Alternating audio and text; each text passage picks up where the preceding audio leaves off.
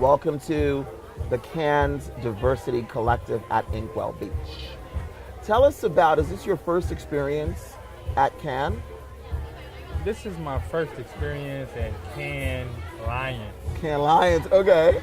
Not Cannes. I've been to Cannes many a times to just hang out, vacations. Oh, nice. I've been to the Cannes Film Festival. Oh, wow. How does that compare to this? They're both huge. They're both The huge. Film Festival is legendary and it's a lot bigger, but both of them are wonderful. So this is an interesting arena, stage, forum, festival, whatever you want to call it, simply because the whole focus is on diversity and inclusivity, right? As a black man, as a CEO of a major multi-million-dollar corporation that's black-owned, Yes. managed and operated, do you think things like this is necessary? And if you don't, it's okay. I just want to get your perspective on it. I'm loving it. Okay. I am loving that. First of all, it gives us our own place to come. The signs here had everybody saying "Welcome home," and a lot of the African American attendees here are very, very excited having a pavilion of their own. I can see the joy of people walking down the street, and I heard so many people say, "I'm going to Inkwell Beach." Nice. Tell us a little bit about what's happening with your industry right now. And why I'm asking that question is, you also, on top of running a corporation focused on the African American market or just the black global market in general, you also run a magazine that's focused on the African American lifestyle and curating African American images, etc. What's happening in the industry now that's either relevant to diversity or inclusion? Well, I think all industries go through changes. You know, the hair care has been through a lot of changes where people go from straight hair to curly hair to braiding hair to natural hair to relaxed hair to organic hair. Just To no hair. to no hair, Exactly. to beards, to no beards, to kinky, to curly, Right, to exactly. wavy. You can go on and on and on. And I think magazines have changed to go from print copies to digital copies to online, social media, the whole gamut. And hair shows have changed with YouTube videos of teaching classes. So now you can literally attend the hair show without ever leaving your home. You could stream the hair show. You could. Wow, that's quite amazing. So that must be a major change to your business model, right? Because I don't think when you started the hair show, you even thought you'd be streaming what you guys were doing on stage to people all over the world, right? We didn't see it coming. At all. Were you all prepared for it? Well, you either get prepared or you don't survive. Or you don't survive? With all of the industries, when it changed, you have to change. Excellent. Yeah. So tell us a little bit about the changes in the magazine. The magazine has changed. Like I say, it's not just you print magazines, put them on the newsstand. The newsstand arena has changed. When I go to New York now, there are newsstands that say newsstands, but there is no news in the newsstand. They sell souvenirs, t-shirts, cell phone accessories, everything but news. There are no magazines, no newspapers, no books, no news in the newsstand. Wow.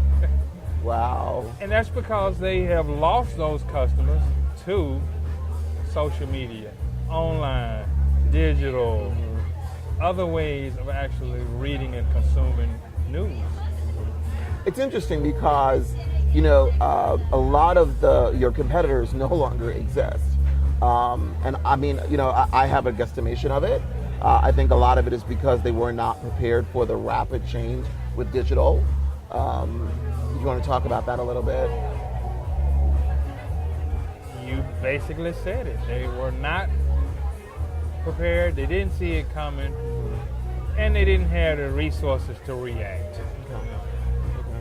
I asked the question simply, and that's I think honest, transparent, honest answer, because a lot of the things we've spoken to about 28, 29 people over the course of the festival, and a lot of the conversation has been about digital, and one that African Americans, people of color, we're a part of it, but we're not necessarily utilizing it in a way that we're controlling our images, or in a way that we're kind of monetizing it, right? Obviously, Right. businesses that owns it would be able to monetize it.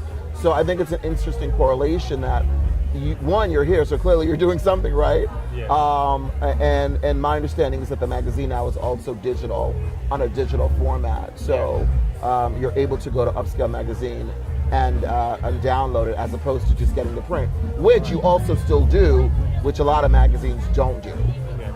right? And one of the reasons that we still print is early on, a lot of our distribution, since we were a hair care company and a beauty company, we had magazines and salons all over the world. Mm-hmm. So now there are less and less newsstands, but more and more beauty salons, more and more barbershops. So we are now moving a lot of the copies that used to be on the traditional newsstands into salons now. Wow. So we have a team of about 100 salespeople that's all they do. Wow. Is physically place the magazines in salons. Wow. So when a customer comes in and has to sit under the dryer for 3 hours and get your hair dried, it's one of the few magazines that still they can flip through the pages under the dryer. And nobody wants to have, you don't have your desktop under the dryer. Under the dryer you can flip through. Yeah. Well, you can get an iPad and flip through. That's another discussion. Yes. So next year, everyone seems to be very impressed with what the collective and Inkwell Beach has provided here.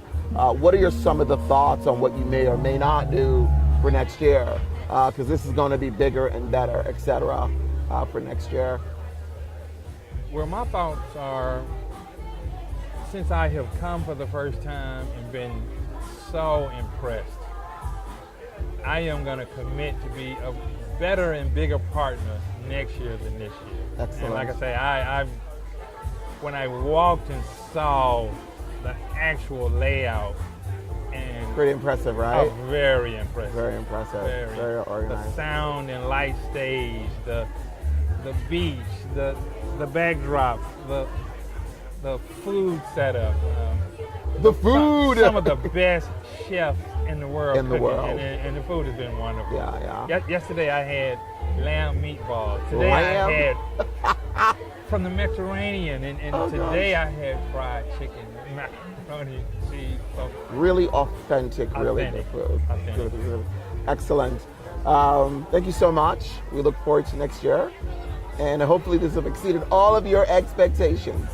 It has definitely exceeded all of my expectations. Not only exceeded my expectations, made me proud. I mean, when you walk into this place, every African American has to feel the pride and joy that comes. Yeah, I think they've done a beautiful job in really making sure you feel that. One, because you see a reflection of yourself, but you also see a multiplicity of other diverse cultures as well. And everybody really enjoying the power of creativity, the power of media and artistry, and just everybody just being together, sitting down, having conversations, and learning from each other. Yeah. It's a great story to tell.